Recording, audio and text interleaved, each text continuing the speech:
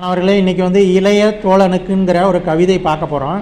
இதை எழுதுனர் வந்து மேத்தா இவர் நிறையா பாடல்கள்லாம் சினிமா பாடலாம் எழுதியிருக்காரு.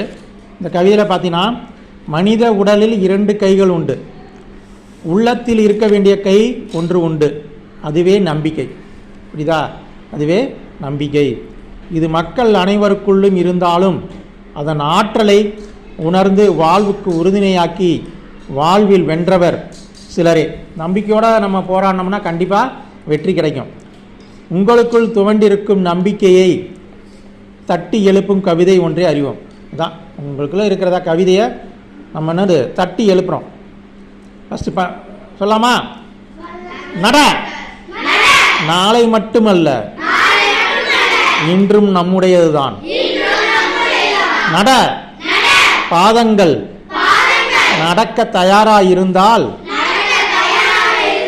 பாதைகள் மறுப்பு சொல்ல போவதில்லை.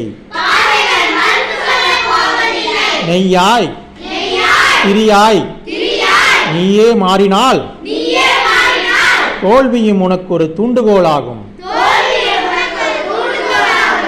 வெற்றி உன்னை சுற்றி வெளிச்ச விதை விதைக்கும். கவலைகளை தூக்கிக் கொண்டு திரியாதே, அவை கை குழந்தைகள் அல்ல. கவலைகளை தூக்கிக் கொண்டு திரியாதே, அவை கை குழந்தைகள் அல்ல. ஓடி வந்து கை குலுக்க ஒருவரும் இல்லையா? ஓடி வந்து கை குலுக்க ஒருவரும் இல்லையா?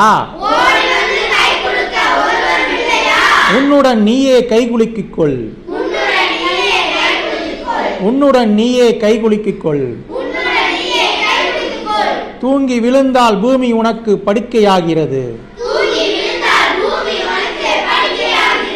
விழித்து நடந்தால் அதுவே உனக்கு பாதையாகிறது.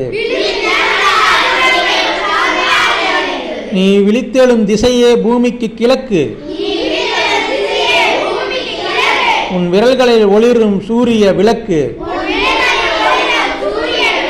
நட, நாளை மட்டுமல்ல இன்றும் நம்முடையதான். நட, நாளை மட்டுமல்ல இன்றும் நம்முடையதான். நட. இந்த கவிஞர் பேரு மேத்தா. அதான் அந்த பொருள் வந்து சொல்லியிருக்காங்க. பொருள் என்ன சொல்லியிருக்காங்கன்னா, உனக்கு வந்து இந்த பாடலே